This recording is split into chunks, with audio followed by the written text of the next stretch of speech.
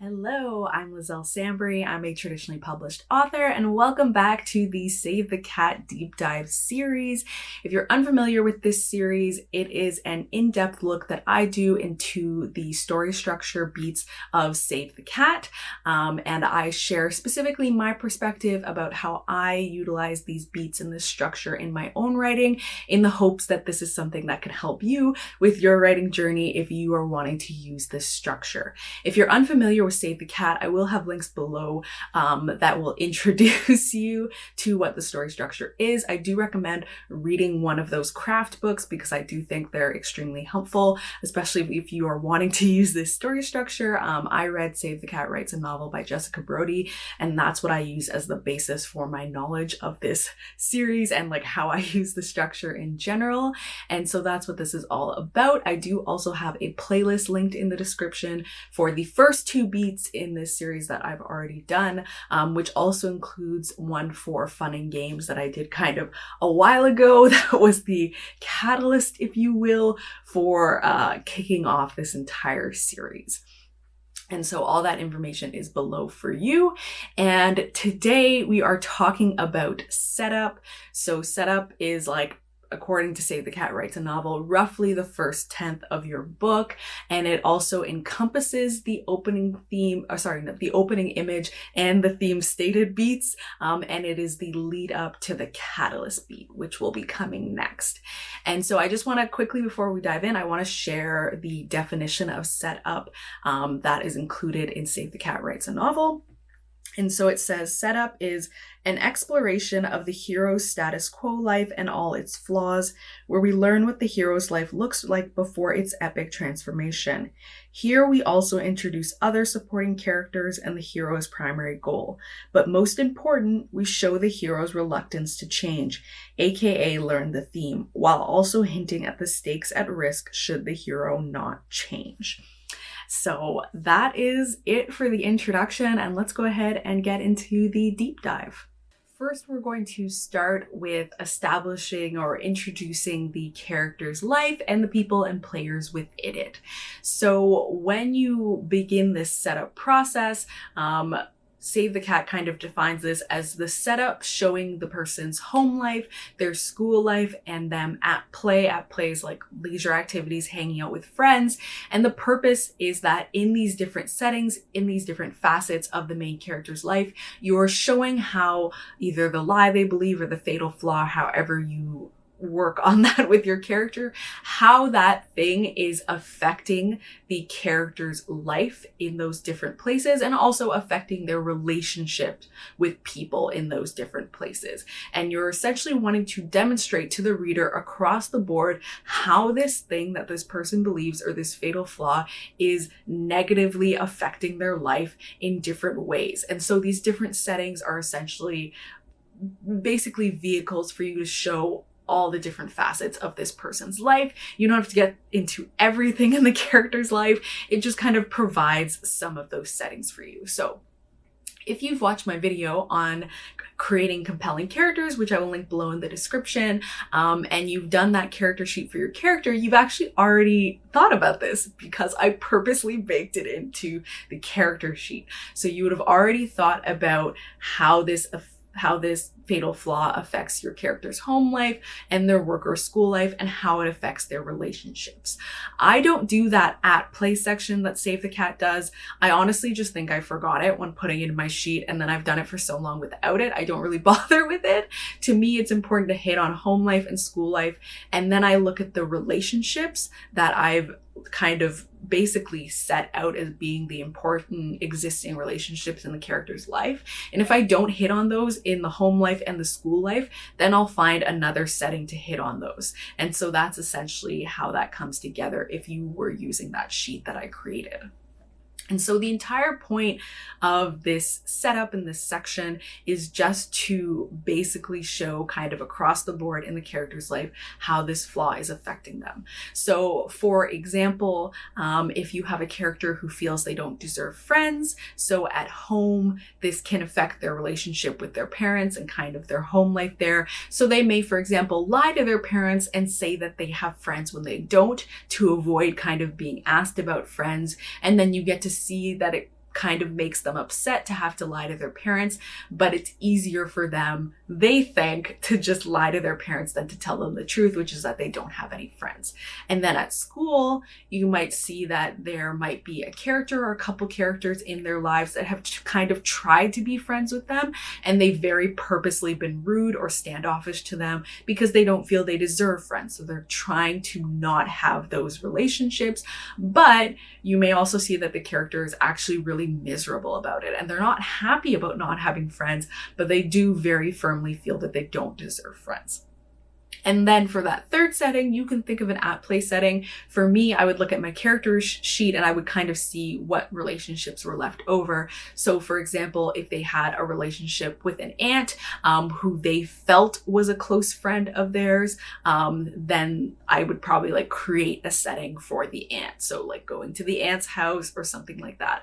And that's why I don't necessarily do it at play, because if that close character relationship that's left over is with an aunt and they're going to go to the aunt's house, like that's not, it doesn't quite fit into at play, but it is an important relationship in the character's life.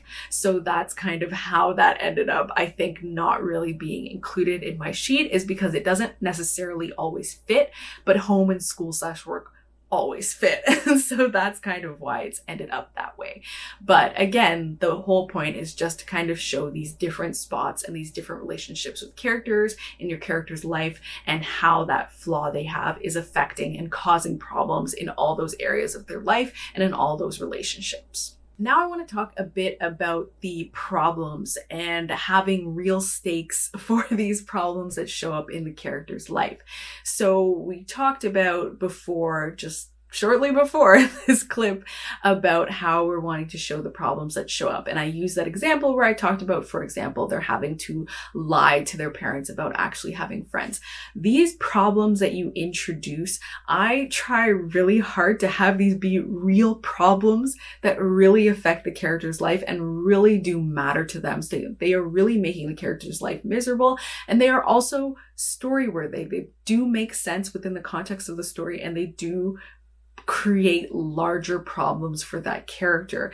I find that's a way to create interest throughout the story and to have things matter. Like, you don't want it, like, it creates a problem that doesn't really matter to the character. So for example, the one that I did before, were lying to their parents about having friends.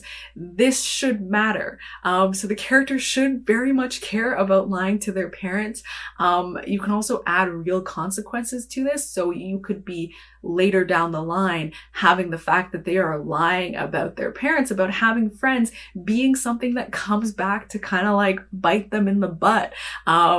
Having these problems that are in their life being really real and really story worthy is going to add a lot of different layers to your story, versus, for example, if you create a problem in their life that's just kind of like semi-inconvenient for them, it's not really going to have the same impact when it comes to the full story in that way. So using again the same example that we've been using, the fact that classmates find them to be rude or standoffish or things like that should have real consequences in the story. Maybe later on that makes it difficult for them to do something they wanted to do, because now they've created this impression to everyone that they're not a friendly person and that they're not great. And so, you know, that can also reinforce the fact that they feel they don't deserve friends because everybody thinks that they're not an awesome person. And so trying to make sure that these problems that you're including in the setup that are being created by this fatal flaw are problems that, one, matter to the character, and two, matter to the story. Something that I find really challenging with setup, and maybe you've experienced this yourself, is it is a challenge to make sure that you are avoiding boring or stale setup, because you're introducing the character's life, so you're showing how their life is in all these different ways. And I think it can be really easy to fall into this trap of kind of having something that's kind of boring or stale. You know, like you might think, well, I'm going to show their home life. And then your character's getting up and they're eating breakfast and they're like getting on the school bus. And they're going to school and they're having classes. And then, you know, maybe they have an after school job and they go to the after school job and they work their shift. talking about that verbatim is super boring. That's super boring and nobody wants that. But I do feel like, and I've fallen into this trap myself before when I was starting writing, it is kind of simple to fall into that trap of just being like, well, this is what their home life looks like, and this is what their school life looks like, and having that come across as stale or boring. And so what I'm going to share now is some of the tips and tricks and techniques that I use to try and avoid boring or stale setup. The first tip for this is to make your character have a goal. And so this comes directly from Save the Cat, which says that your character should be actively pursuing a goal during the setup. And the goal that they're pursuing is how they think that they will solve the problems in their life, but they're doing it the wrong way. So for example, Little Thieves by Margaret Owen, which I think is a great example of this. We follow Vanya, who is a thief, and she's trying to pull off this heist to kind of finish off getting enough money for her to run away and start her new perfect life. And so to her, this is absolutely solving her problem, and her goal is to pull off this heist, and that is what is included in the setup, is her trying to succeed with this, essentially, leading up to the catalyst. That's also an example of something that's like, for the most part, in one setting, but for this particular character, she doesn't have a school, or, well, she does kind of have a work life, but it's kind of hinted at, or like you get to see a glimpse of that in that already. Even though it's one setting, you're getting to get a glimpse of both her home life and her school life in kind of one compact setting. I don't know if that author uses Save the Cat at all, but I thought I would kind of add that in case you were wanting to read that book and check it out, which I highly recommend because it's a very good book. But the point of this was that the character's goal is to pull off this heist, which she thinks is going to help her achieve that ideal life. And so that's how the goal is working together in the Save the Cat format and how they recommend doing that. I personally don't necessarily do this. So for me, I kind of give my character whatever goal I think will just work for kind of propelling the story forward. I don't necessarily do it in that, like, this is them trying to solve their problem in the wrong way, but it usually ends up working out in that way. So for example, in Blood Like Magic, there's this lead up to the main character Voya having to have this coming of age where she has to make a decision, and she's not particularly good at making decisions. She has a misbelief in, her ability to achieve the sort of future that she wants. And like a symptom of that is that she's bad at making decisions. I don't think I've clarified that well in the past, but that is what it actually is. And so, she has a goal in the beginning of like, she just wants to stay in the bathtub and she doesn't want to leave, because when she leaves the bathtub, then her coming of age will really start to get going. She has a goal where she like wants to help get her cousin into this kind of, Q&A for a position at a genetics company. And then she has another small goal during the setup where she like wants her family to like give her tips about like what their coming of age was like. And so those are actually several different goals. They're not like one cohesive goal throughout, but essentially the point of all of those is to detract from and not think about the fact that she has to make this very important decision soon. So they all kind of end up laddering up to that. But again, sometimes I have stories that like really don't do that perfectly. To me, it's personally more important that I have a goal that just creates forward momentum for the story. And so that's how I go about them with my stories. But I do think this is a really good directive that ladders up really well with the whole Save the Cat format, in that they're kind of trying to solve their problem the wrong way, because that's kind of a big crux of like the story when you're getting into the second act after they've encountered the catalyst moment, is that they are again trying to solve their problems in the wrong way, and they kind of have to learn the right way to solve it. So I do think that fits really well within the Save the Cat format, but I just thought I'd be upfront in saying that I don't necessarily do that myself. Another technique that I employ is to make sure that I am building up to the catalyst. So the setup is not just existing as, you know, its own, just like showing the characters before life. You are also building up to the catalyst. You are setting up both the character's life and setting up for the catalyst. And so there are kind of two different ways of this. So if you aren't familiar with the catalyst or the inciting incident, which is really how I more commonly talk about it, this is kind of the thing that happens in your character's life that completely changes the trajectory. It forces them to make decisions that they otherwise weren't doing, and it forces them out of the before world that they are in the setup, and it forces them into a new world, and they have to change and adapt into that. And so that's what the catalyst is. That's what the inciting incident is. And so what I will do is I will make sure that I am building up to that moment. So in the case of my debut, Blood Like Magic, she has this coming of age ceremony to become a witch. And so during the entire setup, she knows that that's coming. And so a lot of things are building up to that, building the tension to that, trying to get the reader to anticipate the fact that this is coming up, to be like, oh, how is this going to go? What is going to happen here? Building a lot of tension to that moment. So that's one way you can do that. But that is assuming that your character knows that something is coming up in their lives, which isn't always the case in the catalyst or the inciting incident. Sometimes characters are caught completely by surprise by this being a thing that happens. And so what you can do is that you can build up hints for the reader that something is coming. So you can foreshadow the catalyst or the inciting incident. So for example, if you have a story in which, you know, your main character is like, let's say like a nerd or something, and like a popular jock is going to ask them out as part of a bet. You know, the little synopsis of a certain movie. But they're gonna ask them out as part of a bet, and that is the catalyst and inciting incident. You can build up to that. For example, maybe they're like talking with their friends about prom. Maybe they have a certain feeling about prom and promposals and things like that, and being asked out to dances. Maybe they have an interaction with that character, or maybe they've kind of heard about that character.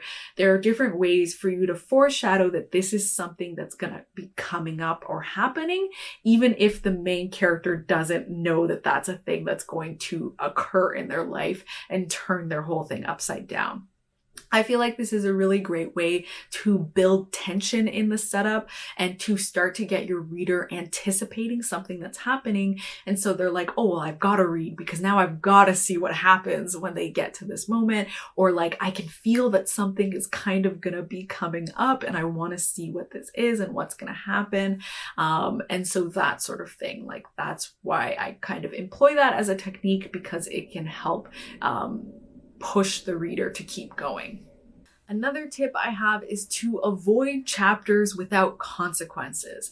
So as I was talking about earlier, the things that happen in your setup really should matter. They should matter in the context of the rest of the story. They're not just there to sit passively and be like, this is what everything looks like. They should have purpose. And so things that your character does in the setup should have consequences. They should matter. They should have a purpose in the overall story. So if we go back to that example, let's say of the character that has no friends. So maybe they are sitting in the cafeteria and you're wanting to show them not having friends. So if you just have them sitting there and feeling bad about not having friends, that doesn't really do anything for the story. It does show the problems that they're having on the basis of this, and that they feel bad and they're sitting alone in the cafeteria. But you want to add more to it. You want to create more consequence, more build up. So for example, you might have the character sitting alone, feeling lonely, but they're thinking about the fact that in the next period of class that they have to pick partners for a project, and they're not assigned. So they have to pick them themselves, which means either someone has to approach them or they have to approach someone. And they need to have a partner for this project and they don't want to get paired with someone who's not good because they want to get a good grade on this. Their grades are important to them, let's say. And so in this cafeteria moment, they could be scoping out the cafeteria and trying to think about, who could I potentially have as my partner for this? Who could I potentially pick to work with? How could I maybe make this person interested in working with me as well? And maybe they're trying to work themselves up to talk to that person and to, like, if this is the same standoffish character from before, to like be friendly for once, so that they have, in this next chapter, they actually have a partner for this project. That creates more forward momentum. That creates consequences for what they do in this chapter, because if they fail to be friendly with someone, then in the next chapter, when they have that next period, the reader is like, oh my gosh, who are they going to pair up with? Because they haven't really made that connection. And so in that chapter, there's a goal that the character has. They need to try and make friendly with someone so that they can have this partner. They might succeed or fail at that goal. And then there's forward momentum, because there is a buildup. There's a consequence. If they fail to be friendly with someone here, in the next chapter, they're going to have a hard time finding a partner for that project. And your reader is wondering, okay, well, are they going to do it? Are they going to talk to someone? And then they're also wanting to get to the next chapter, because they're like, well, what's going to happen with this whole partner picking thing? And so that's what I mean of like adding consequences, but also adding that goal that we talked about, and like getting that forward momentum in that chapter, so that it's not just sitting there doing nothing. It has a purpose in the overall story. And to take that tip of like adding consequences one step further, another technique that I will use in order to create more interest in the setup is that the consequences or things that happen in the setup having, impact on the entire story as a whole beyond the setup. So for example, using that same cafeteria example, maybe they don't pick a partner, and someone who they get assigned to a partner with is someone who has significance in the story later on. And so those sorts of things are ways that you can like take something from the setup and make it matter to the entire story as a whole, and just kind of use it as something that like creates breadcrumbs or foreshadows or leads into that. And so that's kind of another technique, because when you're thinking about all those things and you're thinking about these pieces of the setup that are important to the entire story as a whole, I find that it's a lot easier to make your setup be more interesting and more engaging for the reader, because it has purpose, it has weight, it matters, it has consequences. And that's kind of how I like pull those tips together into helping to avoid a setup that feels stale or boring or like it has no purpose. Now I want to talk about stasis equals death. So this is essentially, what I talked about in that beginning definition of what the setup is. These are the stakes that you're establishing for if the character doesn't change soon. So essentially stasis equals death means if the character keeps going the way they're going and doesn't do something to change very soon, things are going to get bad for them. So sometimes in some books, this is very literal in that it means if the character doesn't change, they are definitely going to die. But usually it just means like bad stuff is going to happen. Something upsetting in their life is going to happen.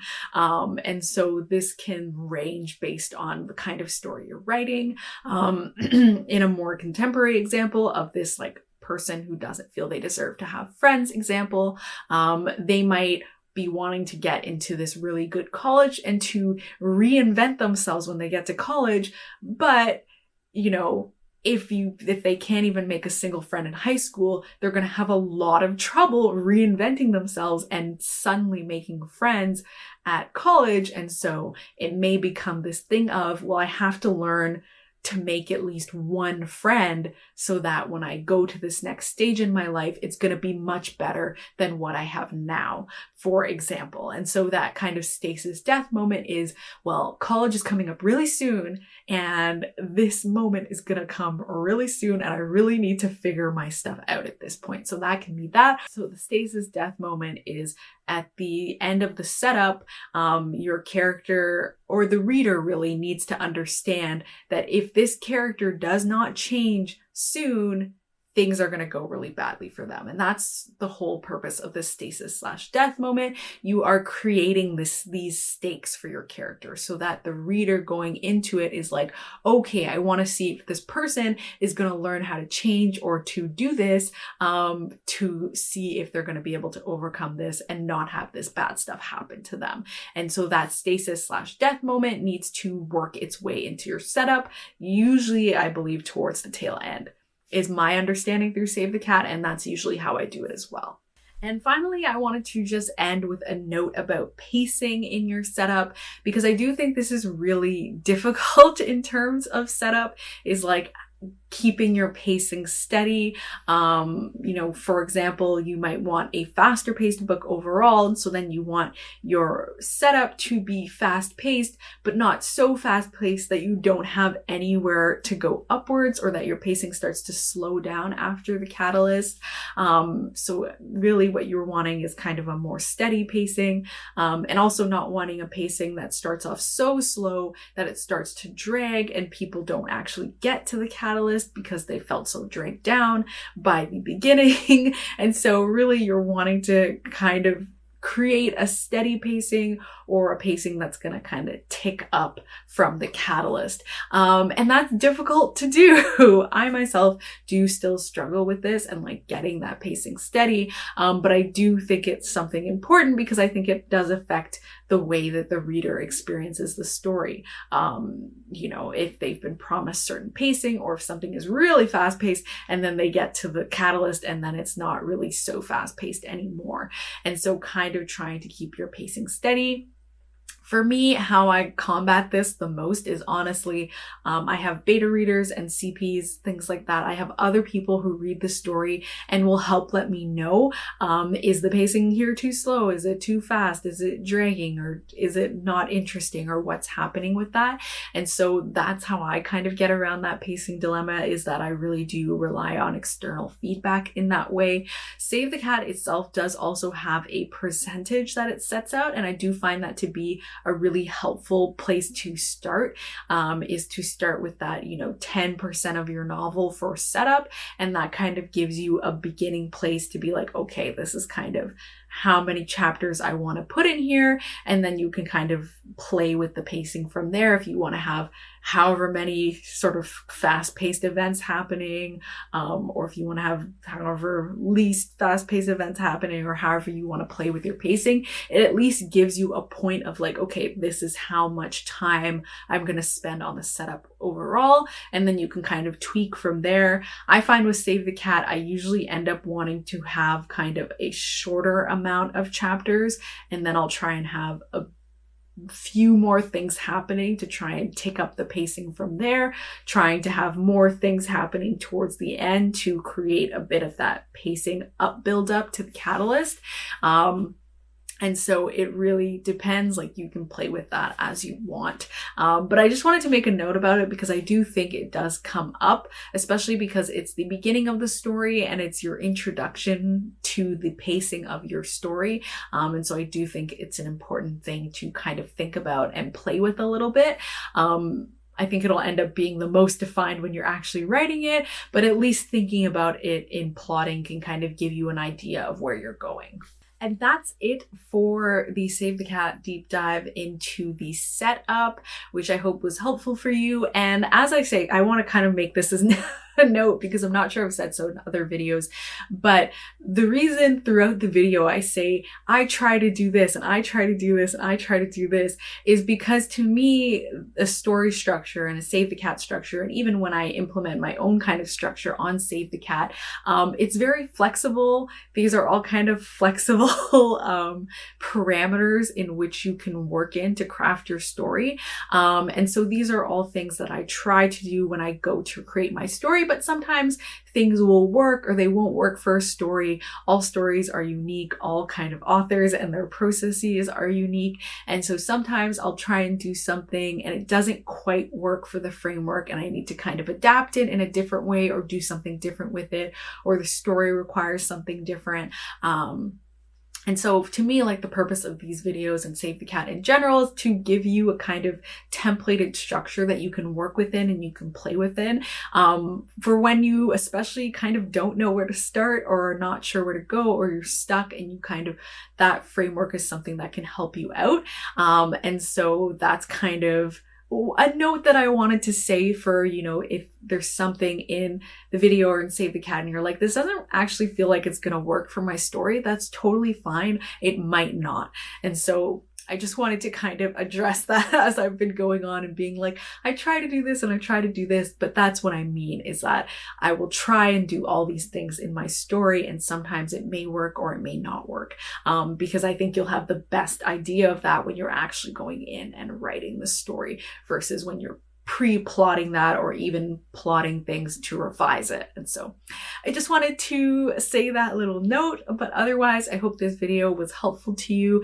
If you like this video, please give it a thumbs up. If you haven't subscribed already, please subscribe, and thank you so much for watching.